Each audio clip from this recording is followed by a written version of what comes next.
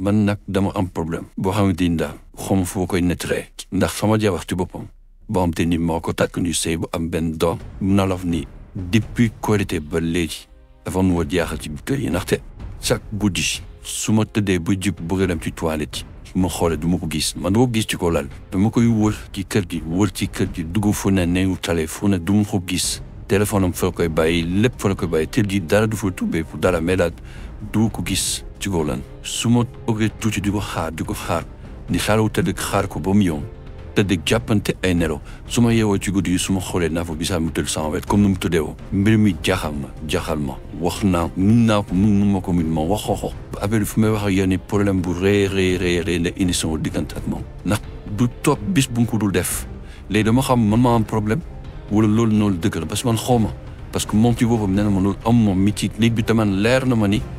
loolu moo am tous les jours noonu lay demee léegi dama ne ba koy tàmbali il faut mu jug ci boutique yi même su ma safoo su ma déggee duñ ko gis xaw ma dafa am fu muy dem dafa yor beneen caabi xaw ma waaye su ma te noo def ma jàppante ay nar su ma jàppante ay nar soo wóolu ci ko du ma gisaat dama ne ma yaakaar ni man mi maa am problème est-ce que du man maa am problème ndax moom loolu weddi da ko ba tudd ci suuf dama noonu dama koy filmer benn yoon bu ko defee dama koy filmer heure boobu noonu film bi ak vidéo bi am lépp ma filmer comme ça bu ñëwee moom mu ngi ko woon mais je moo décidé pour ne damay filmer loolu jour boobu noonu bu fajar laa yow comprendre ma te bëgguma ko wax ci télé wala nii wane sama tuuf wax naan mu indi yeneen problème mais là boobu dee tëkk moom affaire bi jaaxal na lool vraiment mu bëggoon ku ci dimbali wala xaw ma fi mu ko daal ci jaaxle laa nekk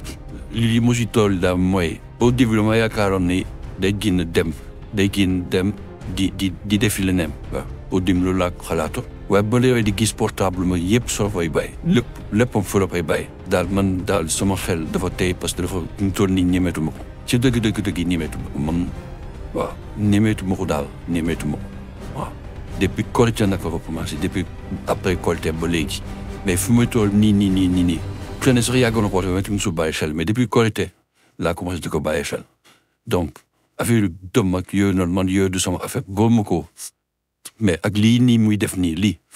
soo xel mi bëgg a téye ci la donc moo ci doon laaj ndimbal nu may mën a def ba loolu dakk wala ma xam lii lu mu dox. waa ji dafay dund situation gu doy waar soxnam sa guddi dafay wàcc lal bi waaye du xam soxna si mu nekk loolu jaaxal ko loolu waaye du si yeewoo fu ne lay wër soxna si kër gi waaye lu ko gis affaire bi nag def ko kaar waaye lu ko jaaxal mooy moom waxtaanee mbir mi ak soxna si da koo créer histoire te loolu nag xaw koo jaaxal jamono ji nag tiit na lool ba tax na xamul muy def muy laaj conseil